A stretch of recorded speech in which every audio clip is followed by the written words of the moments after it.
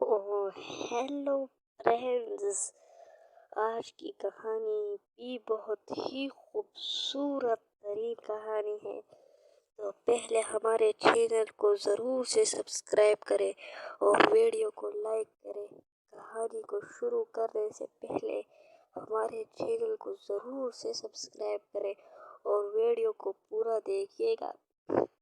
हमारी कहानी से आपको बहुत कुछ सीखने को मिलेगा, लेकिन एक सब्सक्राइब से क्या होता है, वो एक सब्सक्राइब कर ही दो यार, और वीडियो को लाइक करो। कहानी को शुरू करते हैं।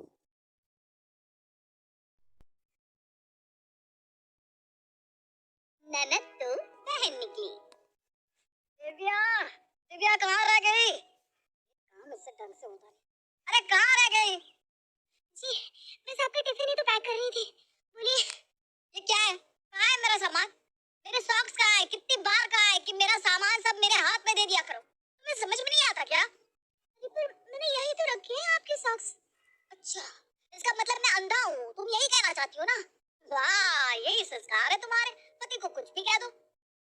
नहीं जी, मैं आपको कुछ नहीं कह रही हूँ। शायद मेरी गलती होगी। शायद बोल रही हो अभी भी? तुम्हारी ही गलती है, समझी? जल्दी करो, मेरा मुंह क्या देख रही हो? सॉक्स दो मेरे। तुम्हारी तरफ फ्री नहीं हूँ, बहुत काम है मुझे। अभी देती हूँ, ये लीजिए। ये सॉक्स पहनता हूँ मैं। 2 साल हो गए हमारी शादी को, अभी तक तुम्हें ये नहीं पता कि मुझे कौन से सॉक्स पसंद है। हाँ नहीं माने क्या देखकर मेरी शादी तुमसे करवा दी। 1 मिनट, दूसरी निकाल देती हूँ, बस 1 मिनट।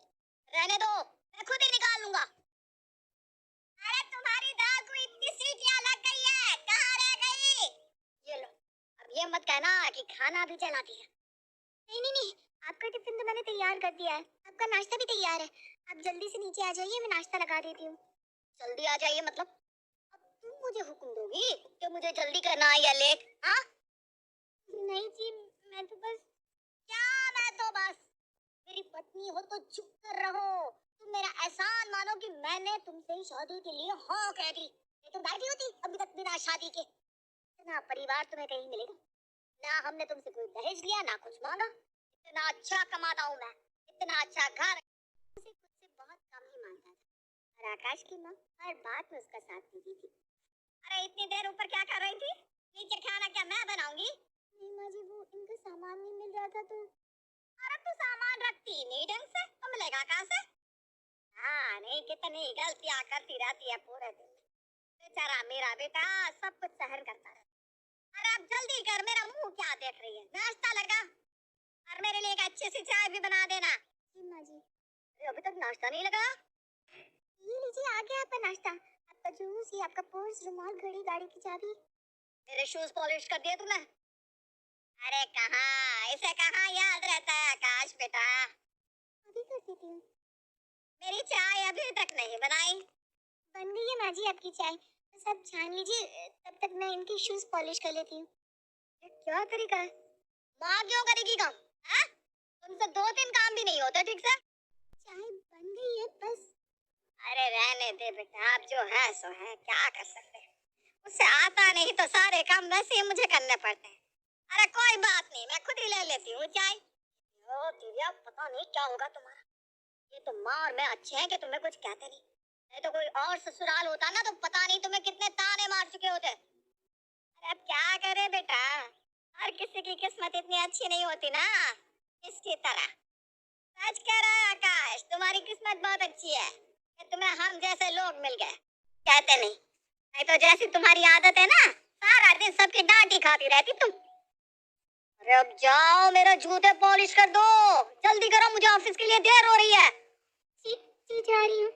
कावेरी और आकाश की नजर में दिव्या कुछ भी नहीं थी। उन्हें लगता था कि वो उसे संभाल रहे हैं। दिव्या को उनसे अच्छा ससुराल कभी मिल ही नहीं सकता था, जबकि दिव्या की हर आजादी पर, हर फैसले पर उसके ससुराल वालों का ही राज चलता था।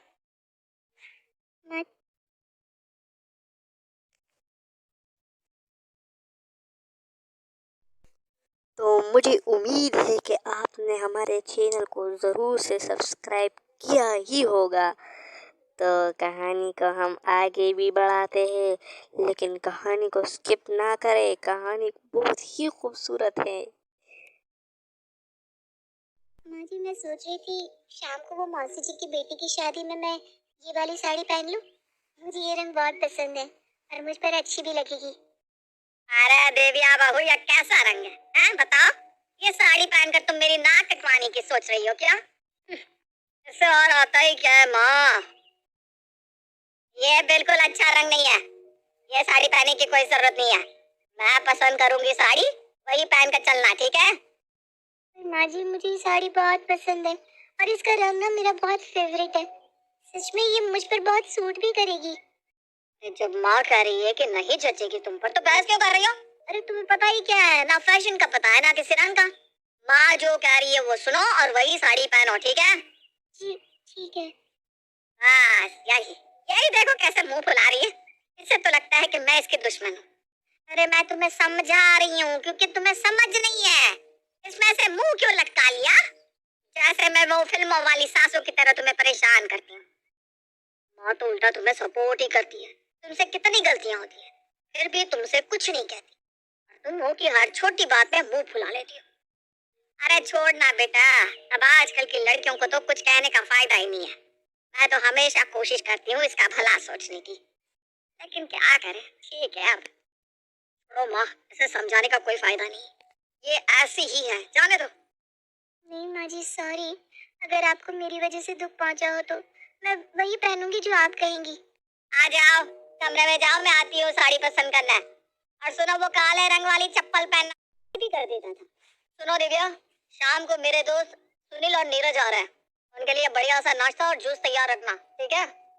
जी जी, मैं उनके लिए बहुत बढ़िया नाश्ता बना दूंगी, आप चिंता मत कीजिए।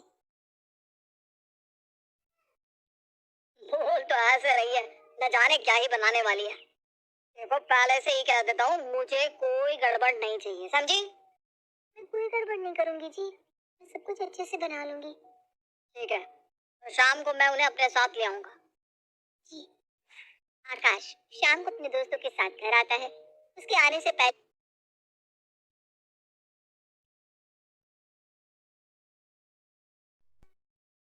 ही दिव्या ने सारी तैयारियां कर रखी है।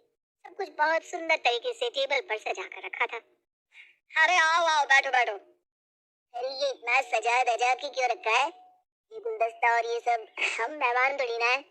और वो भी गुलाबी रंग का है सब, ऐसे लग रहा है लड़कियों के लिए है। अरे अब क्या करें, मेरी बीवी ना थोड़ी ऐसी है, पता नहीं उसे क्यों सोचता रहता है सारा दिन। अरे कोई नहीं भाई, अब तू क्या कर सकता है इसमें?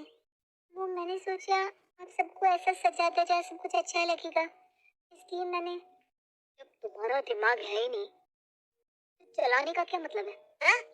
बताओ, खामखा सबके सामने मुझे शर्मिंदा करती रहती हो। अरे अब छोड़ ना, हो जाती है गलती, जाने दे। तुम दोनों को पता नहीं है, जब से शादी हुई है ना, जान ही दे रहा हूँ सब कुछ, यही सोच के कि मेरी पत्नी है, जाने दो जाने दो। लेकिन ये कुछ समझती नहीं, बस अपनी ही समझ से काम लेती रहती है। पत्नी का काम है पति की सुनना और जैसा वो कहे वैसा ही करना, और इसके अलावा और कुछ नहीं।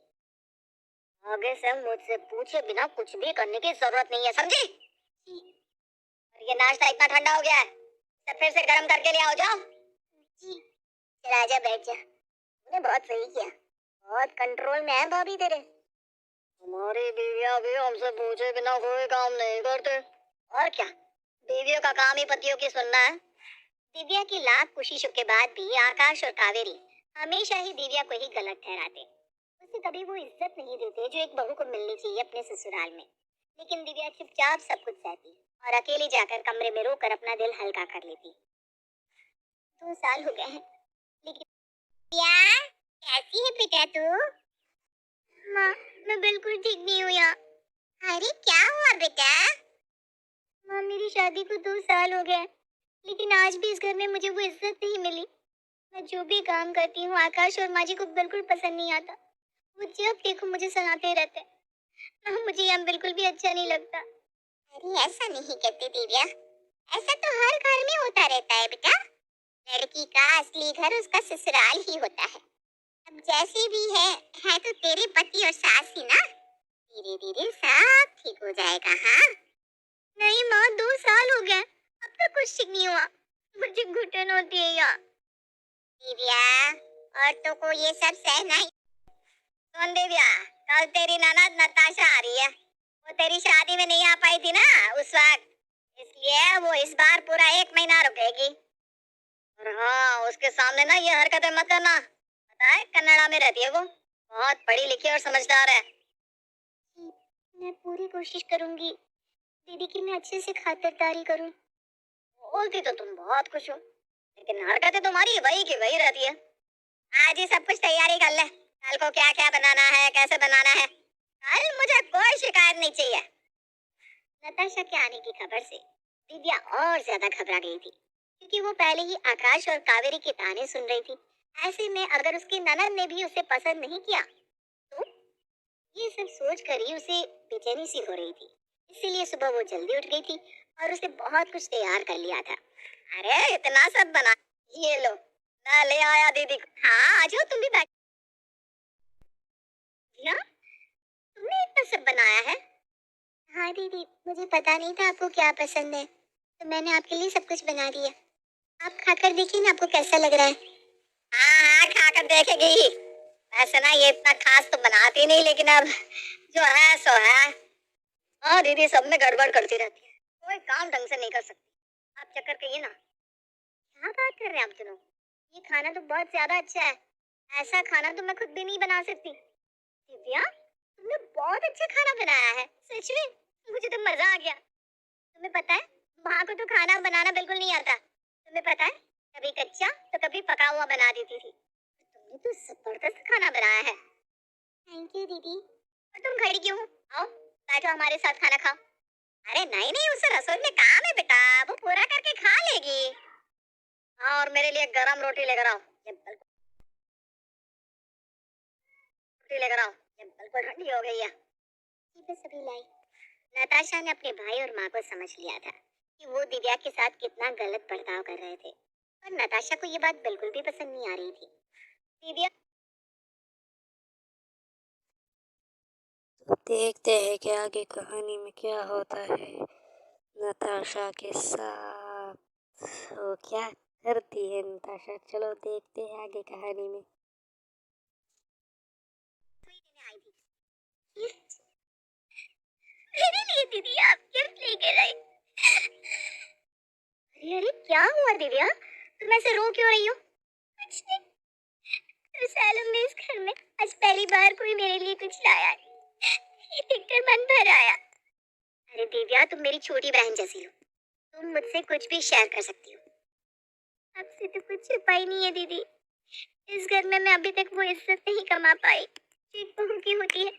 शायद मुझ में ही कोई कमी है। ऐसा कुछ भी नहीं है दिव्या, तुम जैसी लड़की नसीब से मिलती है। तुम बिल्कुल चिंता मत करो, मैं हूं ना। थैंक यू दीदी। आपके आने से पहले तो मुझे डर लग रहा था कहीं आप मुझसे नाराज ना हो, लेकिन आप तो ननद के रूप में बहन निकली। अब तुम्हारी ये बहन आ गई है ना, अब देखो मैं सब कुछ कैसे ठीक करती हूँ। नताशा ने दिव्या को प्यार दिया, जिसके लिए वो कब से तरस रही थी, लेकिन अब भी उसके पति और सास को ये बात समझ में नहीं आ रही थी। दिव्या, दिव्या कहाँ हो?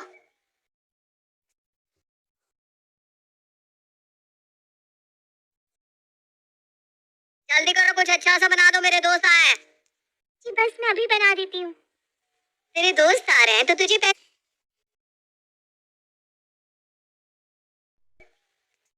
जल्दी करो, कुछ अच्छा सा बना दो, मेरे दोस्त आए हैं। जी बस मैं अभी बना देती हूँ। तेरे दोस्त आ रहे हैं तो तुझे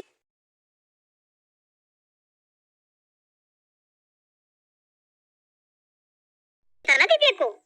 अरे इसमें बताना क्या है दीदी, पत्नी है मेरी, मेरे दोस्तों का ख्याल नहीं रख सकती क्या? अच्छा, तो तेरी दोस्त की पत्नियों ने तुझे कितनी बार बुलाया खाने पे? नमस्ते दीदी, कैसी हैं आप? नमस्ते, मैं ठीक हूँ। सुनील, आज तुम्हारी पत्नी को फोन करो, हम सब आज तुम्हारे घर चलते हैं, ठीक है?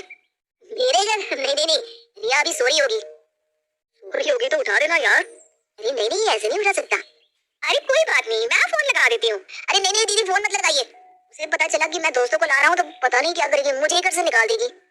और एक दिव्या है जो अपने पति के दोस्तों के लिए इतना सब तैयार करती है जिसके बदले में उसे इज्जत भी नहीं मिलती।